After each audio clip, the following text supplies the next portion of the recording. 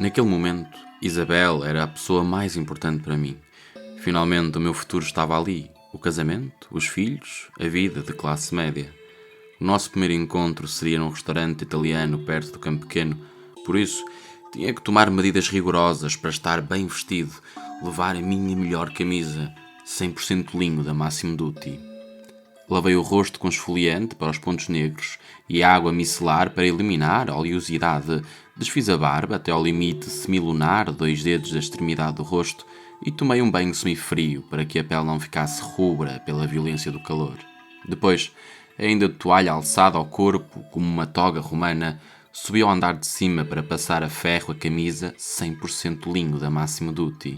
Liguei o ferro e com extremo cuidado fui deslizando unidirecional e assertivamente, começando no colarinho, e só depois, por fim, é que o engomei com a delicadeza de ourives.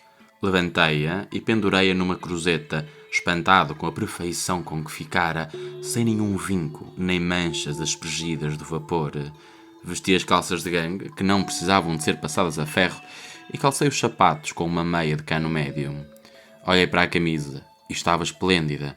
Até tive receio de a vestir, mas não tardava a ter que sair de casa para o encontro. Por isso vestia, e ao ver-me ao espelho vertical, fiquei radiante com a minha elegância. Sem dúvida que Isabel ficaria admirada ao ver-me, porque para ela a primeira impressão era fundamental. Dizia que se a primeira corresse mal, não valeria a pena tentar, dever-se-ia cortar logo o mal pela raiz. Não podia concordar com mais. Antes de sair, olhei ao redor da casa para me certificar de que tudo estaria correto, até pelo motivo de que Isabel, a correr bem, pudesse passar a noite em minha casa. Por isso, estava tudo arrumado, aspirado e passado a limpo. Até coloquei o rolo de papel higiênico por estrear e pulverizei a casa num nevoeiro de lavanda. Estava já com uma perna fora e outra dentro da porta, quando, subitamente, me pareceu importante conferir se a ficha do carregador estava na tomada, porque, nunca se sabe, basta um curto-circuito para incendiar a casa. Olhei para ele, ao pé da minha cama, e não se passava nada. Desviei o olhar e pareceu-me ver um sinal vermelho. Podia ser o início de um incêndio. Olhei, mas não era nada. Voltei costas, mas pensei que o melhor fosse tirar da tomada. Tirei, mas depois pensei que talvez fosse melhor guardar na gaveta. Mas a gaveta era de madeira, talvez incendiasse. Então guardei no parapeito da janela, depois de ter fechado a janela. Mas com a janela fechada, se houvesse um incêndio, os vizinhos não poderiam ver. Então abri, não muito, porque poderia entrar um pássaro. Coloquei o carregador na cozinha sobre a banca que era de zinco. Olhei novamente o quarto. Estava tudo em ordem. Achei por bem olhar para a casa de banho, a ver se não me tinha esquecido de deixar a torneira aberta. Não deixei, mas de qualquer forma apertei mais uma vez o manípulo. Olhei cerradamente para o cano da torneira. Só uma gota gorda estava suspensa. Voltei a apertar, para o caso de... Olhei e apertei outra vez, e dei 2 toques na torneira só para cair a gota, e voltei a ver na rede da torneira se havia algum vestígio de água que pudesse inundar a casa. Não havia. Voltei para a mangueira do chuveiro. Não pingava nada, mas de qualquer modo enrosquei-a com força para que não houvesse nenhuma fuga. Pronto. Saí da casa de banho e apaguei a luz. Toquei outra vez no interruptor para me assegurar que a luz estava desligada. E estava. Toquei outra vez. Acendi a luz e apaguei. Voltei a tocar. Fiz pressão. Nunca se sabe. Deixar uma luz acesa pode ser a desgraça no orçamento. Estava bem. Convenci-me. Voltei à porta de saída. Olhei a sala de estar, fui verificar se a televisão estava desligada. Estava, mas o sinal vermelho no centro incomodava-me. Desliguei na ficha e assim ficou melhor. Veja-se a estranheza que seria regressar a casa com a televisão ligada, ou um trovão que fizesse uma descarga de energia e incendiasse a casa. Nunca se sabe. Voltei para a porta que sempre esteve aberta. Finalmente, saí de casa. Apertei o botão do elevador e, enquanto esperava, puxei a porta para ver se estava bem fechada. Nunca se sabe. E depois de saber que depois da pandemia os roubos das casas aumentaram, é sempre bom precaver. Puxei novamente a porta e empurrei-a. Parecia estar segura. O elevador chegou e olhei o telemóvel. Faltava 1h30 para o encontro. O comboio para Lisboa era dali a 15 minutos e depois eram mais 40 minutos de viagem. Estava com tempo, mas não podia vacilar. Comecei a sentir as mãos úmidas pelo suor. A ansiedade começava a atacar-me, mas limpei as calças e acalmei-me. Desci do prédio para a rua. Estava a caminhar e pensei, e o ferro de engomar?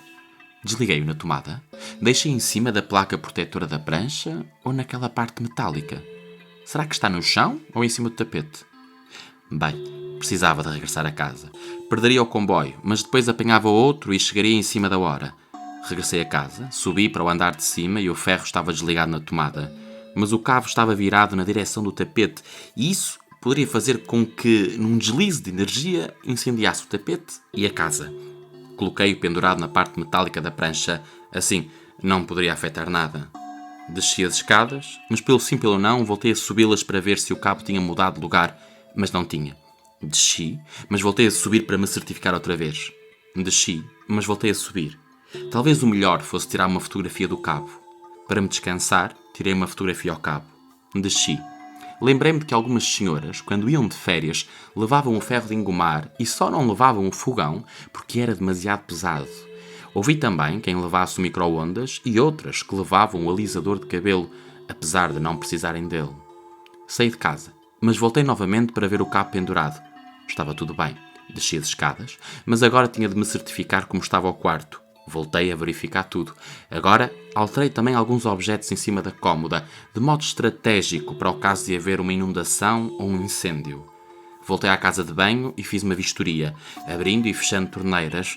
Até dei descarga na sanita e fiquei à espera até que o tanque ficasse cheio para verificar se não havia nenhuma fuga, algum fio de água a escorrer. Saí da casa de banho, depois de verificar se a luz estava efetivamente apagada, e novamente o fiz na sala de estar, retirando, desta vez, os objetos que estavam sob a toalha de mesa, porque esta poderia incendiar-se. Estava agora em condições de sair de casa, mas ao olhar para o espelho, percebi que a camisa estava amarrotada com todas as gesticulações que fiz. Por isso, subi novamente ao andar de cima, passei a camisa a ferro e coloquei-a na cruzeta. Olhei para as calças e reparei que afinal estavam sujas. Tirei-as e fui procurar outras. Entretanto, recebi uma mensagem da Isabel que já tinha chegado. Merda. Apressei-me a sair de casa, nem chamei o elevador e desci as escadas apressadamente. Fui com um andar apressado para apanhar o comboio, mas já era tarde. Ia-me custar uma fortuna, mas a única coisa que podia fazer era apanhar aquele táxi. Fiz sinal e entrei, mas o motorista olhou para mim como se fosse um louco fugido do manicômio. Desculpe, mas eu não posso levá-lo assim. Assim como? Você já viu como está? Não tinha reparado que estava só de boxers e de meias calçadas. Voltei a casa e a abrir a porta, mas tinha deixado as chaves nas calças. Precisava de avisar a Isabel, mas tinha deixado o telemóvel nas calças. Mas que merda!